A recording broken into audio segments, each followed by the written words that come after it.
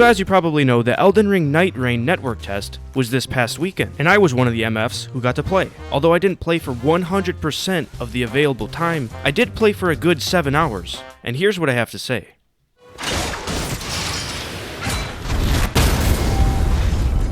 Oh, yeah.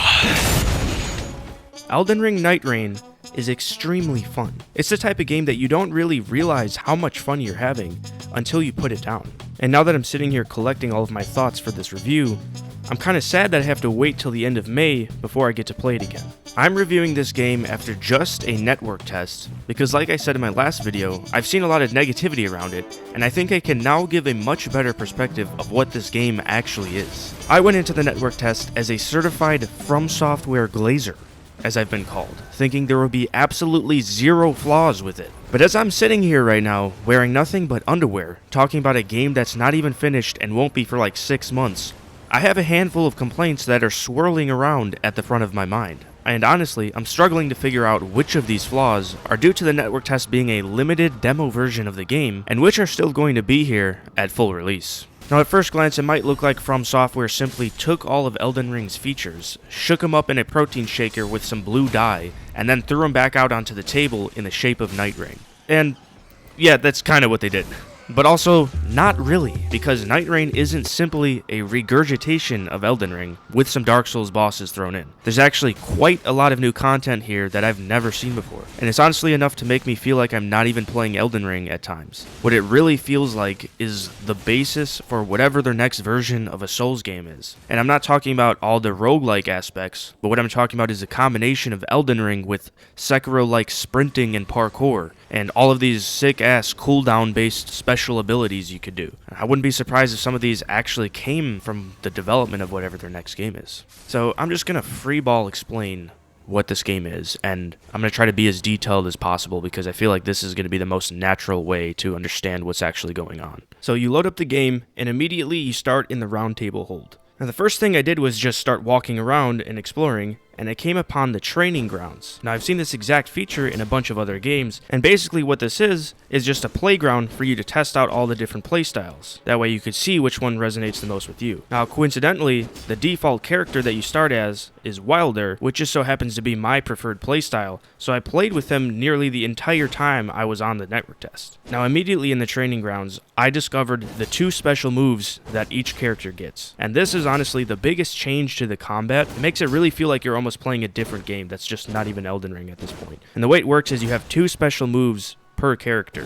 One of them is a minor special move, and then another one is a major special move. And the reason why I made that distinction is because the minor ones are a time-based cooldown, and you'll be using them much more frequently, and the major ones are based on damage, and you have to actually charge them up before you could use them, and these are going to be much more grand of a move. Now for Wilder, the minor move is a grappling hook that lets you either pull enemies towards you, or pull yourself toward them if it's a boss. Now the major move is absolutely badass, and this was my honest experience upon first combining these moves together in the training grounds.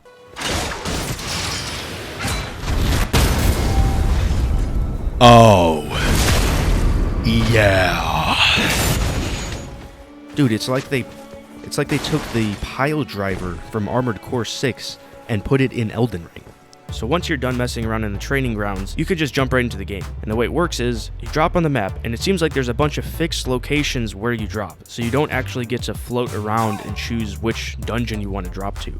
But there's multiple fixed locations, and it randomizes between each session. On the map, you can see there's all kinds of icons here. Now, most of them are pointing to some kind of dungeon. Some of them are smithing stone caves, some of them are little castles, some of them are kind of camps with a bunch of tents. Basically, there's all kinds of enemies, mini-bosses, and field bosses just all over the place. There's also churches where you could upgrade the number of flasks you have. So you can strategically pick where you want to go, just off of the map. So you pick a place to go, and then you just start killing shit. So as you're working your way through these dungeons, slaughtering everything you could see, you're collecting loot. The loot comes in the form of a whole variety of consumables and throwables, but the real loot that you want is the weapons and upgrades. Now here's where things have been really streamlined and simplified. There's no stats. You just level up. You just go from level 1 to 2 to 3 and so on, with each level granting you more health, FP, and stamina. It even upgrades the damage output of your weapons. And speaking of that, Weapons don't have stats either, so they also work the same way. They're divided into rarities, like this is Fortnite or Destiny or something. Each increase in rarity pretty much just means an increase in damage. Now the loot that comes in the form of upgrades might be a simple plus 10% max health or stamina, but there's also other unique ones that create an ice storm at the point where you start a surge sprint. Now, I haven't talked about the movement differences in this game yet, but a surge sprint is basically a faster form of running that gets you around the map in what seems like a similar speed to riding the horse in the base game. And this is going to be your main way of moving around the map, and is how you're going to actually get to all of these dungeons quickly, kill the bosses, and then loot. And now when I say quickly, that really is what you want to do, because while you're doing all this looting, there's the storm circle, which is slowly closing in, before eventually reducing the map to a really tiny circle somewhere random, where the final boss of that round will have to be fought. And now these bosses are pretty challenging. If you don't spend your time actually looting and gearing up properly, you're just going to get destroyed. You might be good at evading damage, you might be able to last a long time while fighting the boss, but you won't be able to do any damage. And that was what happened the first couple times I got to the final boss in round 1. I just didn't have enough loot because I wasn't playing the game fast enough. I was taking my time and just going through the dungeons as I would in the regular Elden Ring. But once that kind of clicked in my brain that you have to be fast, don't worry about getting every single item you see and killing every single enemy you see. Just focus on the highest rewards and you'll be able to gear up the fastest. So once you get to this final boss of round 1, you go ahead and kill it, at which point there's a loot drop that is probably the most valuable drop you've seen thus far. Now I have yet to mention the biggest feature of all Souls games, which is dying. So you obviously die in this game, but the way it works is you first go into this downed state, and then there's a limited amount of time for your teammates to revive you, otherwise you die. Now if this is just free roam, you'll just die, respawn, and then you could go re-grab all of your runes. You won't lose your items, but you will lose the runes that you were holding. And they even brought back a Bloodborne feature where your runes get absorbed by the enemy that killed you, and then you have to kill them to get them back. Now, if you're in the middle of the final boss of that round, there's no longer a timeout for you to be revived. Instead, you'll just sit there until either your teammates kill the boss or they die themselves, at which point, of course, the game is over. Now, what's really unique about this system is actually the revive. I've never seen anything like this before in any game, and this might actually be the first. But what you'd expect is the revive to be a simple button hold while you're standing next to your downed teammate. But the way it actually works is you attack them. You attack your downed teammate to revive them. And you'll see there's this little purple health bar that diminishes as you deal damage to them, and once you clear it, they get revived. If your teammate then gets downed again, it will now require you to deal even more damage to revive them. And this damage requirement keeps increasing more and more as they die, until eventually you have to unleash everything you have on them to revive them. And it becomes extremely difficult because there's not enough time. I just think this revive system is really unique, and it actually makes for some fun experiences that doesn't take away from the boss fight. Because if your down teammate is right beneath the boss, you could attack the boss and revive your teammate at the same time. Once you defeat the boss, you select your loot, and then you move on to round 2, at which point the storm recedes back, allowing access to the entire map again. And then you're off, and you repeat this whole entire round experience one more time. Go to more dungeons, get more loot, gear up and level up even further, and then you face the final boss of round 2. And then once you kill this boss, it immediately takes you to the final boss of the entire session. And basically, you get teleported to this absolutely incredible looking ethereal space bridge of stone, which you're probably going to spend a good minute on just looking around because it's sick. But then they throw you straight into the biggest baddie of them all. And now, admittedly, I did not kill this boss. This thing was absolutely ridiculous. Now you may notice this boss is either 1 beast at certain times and 3 beasts at other times. When it was 3 beasts, there was just absolutely nothing we could do. I mean, at this point, I think this is where you're really going to need the coordination of a team communicating on how to actually kill this boss. If anyone has beaten this boss themselves or just knows what happens, let me know in the comments, because I'm really curious to know what happens once you actually beat this boss, because I just wasn't able to do it. My team kept going down so many times that it got to the point where it required somebody's entire special charged move and then some to even revive them. So what happens when a match is over? Well, you go back to the round table hold, and you do so with a bunch of permanent rewards. So far, most of what I've seen has been these gemstones called relics, which offer permanent upgrades for any one of your characters. There's a limited amount of slots on which you could equip them, but I think that this system is going to be somehow upgraded even further in the full release of the game.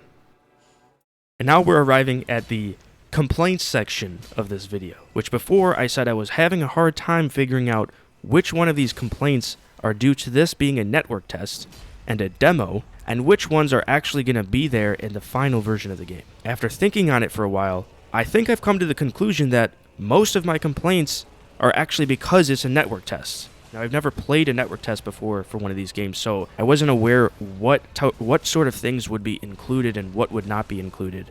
So it took some time, it took a little bit of research afterwards to really sort out my thoughts. Across the 2 network test sessions that I played, there was only 2 different round 1 bosses and 2 different round 2 bosses. And then for all of the dungeons across the map, I only saw 2 different variations of the enemy spawns and placements within them. And so what I was originally thinking was, which honestly now thinking back on it, I don't know why I thought this way, because it just can't be this limited. That amount of variation would just obviously be way too little for this to have any longevity. And it makes sense that they would limit the amount of content you could actually experience in the network test, because not only are they trying to avoid showing the entire thing so early, but they're also trying to simplify this test as much as possible because they're really just trying to get the servers up and ready. The other part that I noticed was that the map itself was static, which, again, I don't know why I expected this, but for some reason I just expected to either go to an entirely different map in round 2, or for the map to at least have the dungeons in different locations between matches. But once I did some research after the fact, they've actually confirmed that the map itself will be shifting throughout the lifetime of the game. I'm guessing it's going to follow some sort of lore, the way that like Fortnite does it, where there's a story unfolding and the map reflects it. So we'll probably be getting new versions of the map every couple of weeks or so. Now, one of the other complaints I had was that it seems like the final circle of a round can end up closing in on an area that you've already looted, or at least the dungeons in that area have already been looted. And then that makes it so that the beginning of round 2, you have to run a farther distance to get to some more dungeons that you haven't already completely ransacked. So it does take away a little bit of time out of your round 2, making it harder to gear up for that final boss. I don't know if that's something that's going to change, if round 2 will actually replenish all of the enemies on the map, or if it's going to stay like that. I'm leaning towards thinking it's going to stay like that, but that's just another challenge that I guess is just up to RNG. I was really anticipating this network test and really getting to dive in and see what this game was like, because just the idea of it is something that I actually have been hoping for a long time. I even put it in a video back before the DLC released that I was hoping they would put something like this, some kind of roguelike feature, into the DLC, because I was tired of trying to speedrun the game to create a build that I wanted. Now that I actually got to experience a couple hours of this game, I know that it's a really solid experience, a really solid Souls-like experience that cuts out on so much of the exposition and elongation that could come with some of these games, and it really simplifies all the stats and levels and min and maxing and all of these details, and just gets all the way down to the root of the experience, which is the combat. This game is just the combat of Souls games. You just jump in and you just start going to town. And as everyone knows, Souls combat is extremely satisfying and is something that is trying to be replicated over and over again as time goes on. If you enjoyed Elden Ring's gameplay, this is more of that experience, but in a format that is much more replayable. It might feel super weird at first, but after getting into it a bit, you start to see all these systems coming together and working to create a unique experience. And I think it's exactly what we need to hold us over in the meantime while waiting for From Software's next Souls game. So I'm not going to give this game a numerical rating yet, because I don't really think it's fair for a game that I didn't even fully experience. And knowing From Software, we only got to see a tiny sampling. So I'll rate it big, sexy, charged, pile driver explosion out of 10. Let me know in the comments how you're feeling about this game after playing it or seeing all of the new gameplay. And as always, have a good one.